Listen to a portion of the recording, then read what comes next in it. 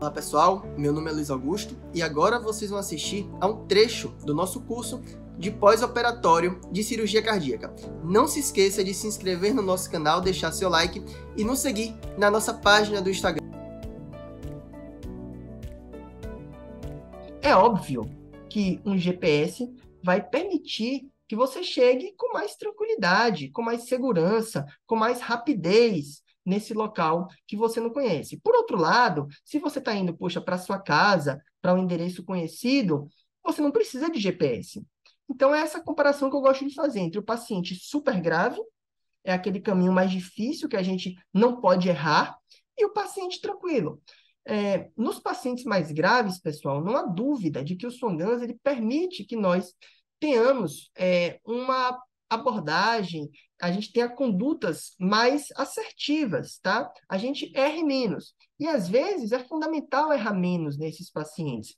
Eu quero fazer volume se esse paciente, de fato, merecer volume, né?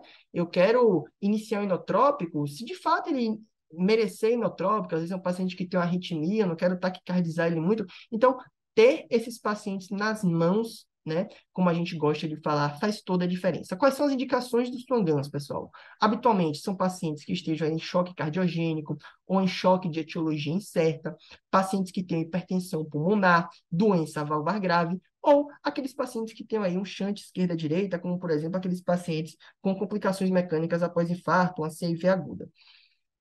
Para quem não conhece, esse daqui é o catéter de Swan-Ganz. Existem diversos modelos desse catéter. Eu trouxe aqui um para vocês que traz uma via proximal, que é essa via azulzinha daqui, tá? Então, essa via é a via que fica ali no lado direito, vai medir a PVC. A gente tem a via amarela, que é a via que fica na artéria pulmonar, e temos a via do balão, que a gente insufla para calcular a pressão de oclusão de artéria pulmonar, que eu vou falar um pouquinho mais na frente. Quais são as contraindicações? A gente falou das indicações, vamos falar um pouquinho das contraindicações ao Swan-Ganz. Então, as contraindicações absolutas, pessoal, são infecção no sítio de inserção, pacientes que estejam com dispositivo de assistência ventricular direita, que não é nossa realidade, e pacientes que estejam ainda em SEC. Com relação às contraindicações relativas, elas se devem, sobretudo, aos riscos de arritmia com passagem do procedimento e risco de sangramento. Então, pacientes com coagulopatias, então INR alargado, acima de 1,5, plaquetas abaixo de 50.000, ou pacientes com distúrbios do potássio, magnésio, cálcio, acidóticos, ou com alcalose, ou com alcalemia, desculpe, devem ter essa passagem de uma forma um pouco mais cuidadosa. Com relação, pessoal, ao posicionamento dos Swan-Ganz. E aqui agora a gente vai entrar numa série de detalhes que são fundamentais, porque caso eles não sejam atendidos, a interpretação das medidas que a gente vai fazer com esses dispositivos pode ser comprometida.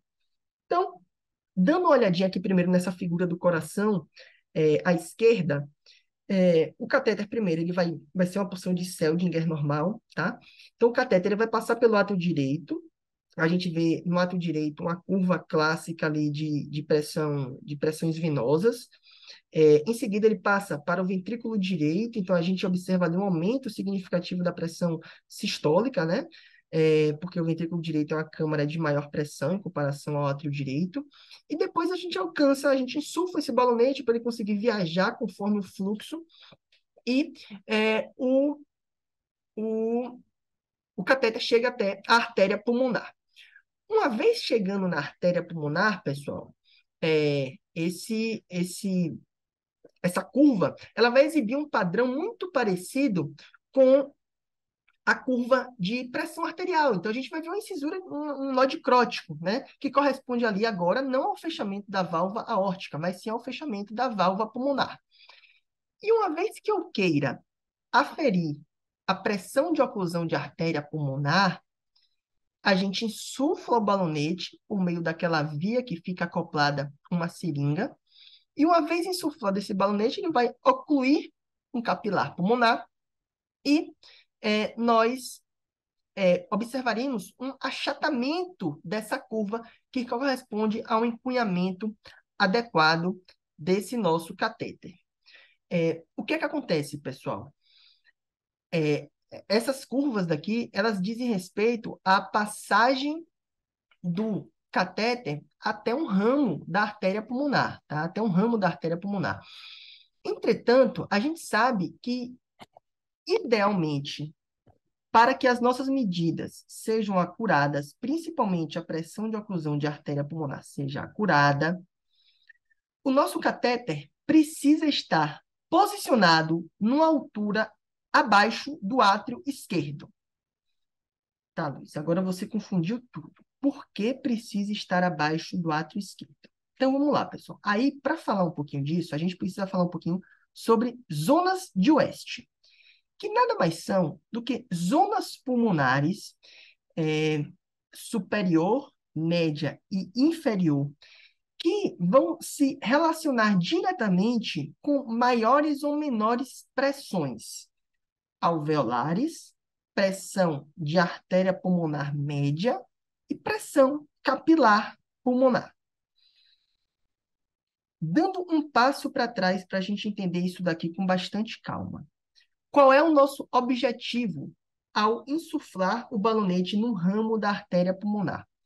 É o de nós equalizarmos a pressão naquele transdutor de pressão que está na ponta do balão até o átrio esquerdo. A gente vai criar uma coluna de sangue, equalizar as pressões, e essa pressão que eu medir será igual à pressão atrial esquerda, que se correlaciona diretamente com a pressão de enchimento ventricular esquerda, ou PD2. Então, isso é fundamental para a gente avaliar os pacientes em choque cardiogênico. Lembrando que os pacientes com choque cardiogênico exibem um aumento da pressão diastólica final do ventrículo esquerdo, justamente por conta da disfunção ventricular esquerda. Essa pressão diastólica final ventricular esquerda vai se transmitir para a pressão atrial esquerda, que vai se transmitir para a ponta do balonete do meu catéter de Swan-Ganz. Ponto. Acontece, pessoal, que para eu fazer essa aferição de forma adequada, esse capilar, esse ramo da artéria pulmonar em que eu estou fazendo essa aferição, ele tem que estar pérvio, ele não pode estar colabado. Então, imagine que, por exemplo, nas porções mais superiores do pulmão, e vá olhando aqui para essa figura da direita para você entender melhor. Nas porções mais superiores do pulmão, a pressão alveolar é maior do que a pressão de artéria pulmonar média, que é maior do que a pressão do capilar pulmonar. Por outro lado, nos terços médios do nosso pulmão, a pressão de artéria pulmonar média é maior que a pressão de artéria pulmonar, que é maior que a pressão capilar pulmonar.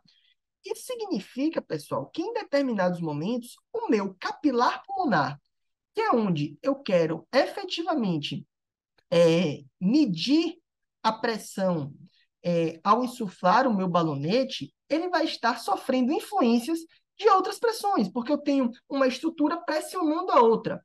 Então, essa imagem aqui, esse desenho aqui no ápice do pulmão até mostra bem uma bolinha comprimindo um tubo. Significa que o meu capilar pulmonar está sofrendo influências externas. Quando eu medir a minha pressão com a insuflação do balonete, ela não vai refletir única e exclusivamente a minha pressão atrial esquerda. Ela está sofrendo a influência de uma estrutura externa.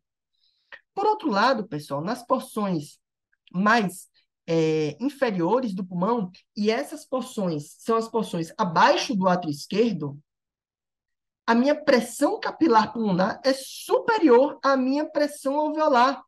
Então, aqui, o meu capilar não vai sofrer influência da minha pressão alveolar. Então, quando eu insuflar o balonete e criar toda aquela coluna entre o ramo da artéria pulmonar, o capilar pulmonar e o átrio esquerdo, aquela pressão que eu medi vai estar efetivamente refletindo a pressão atrial esquerda, e isso é fundamental. Aí você vai me perguntar, Luiz, como é que eu sei que está na zona 3 de West? É uma ótima pergunta, pessoal, e isso é difícil de a gente fazer.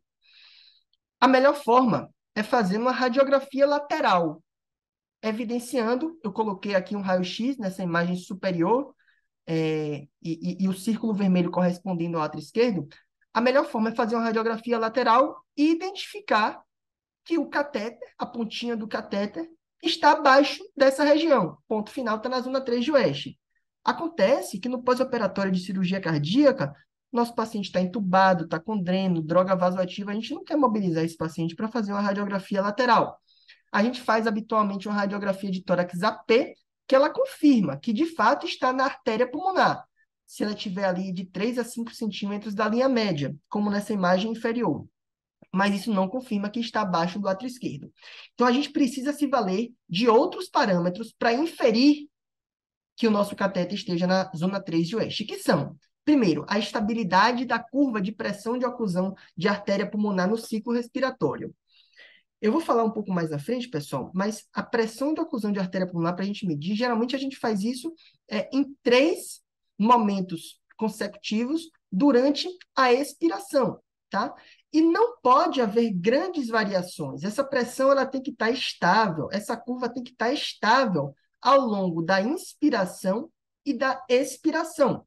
Então, a gente insufla a seringa e fica olhando para o monitor para observar se vai haver grandes variações com o ciclo respiratório do nosso paciente. Eventualmente, você pode até abaixar a frequência respiratória para ver se vai haver grandes respirações de uma forma mais correta.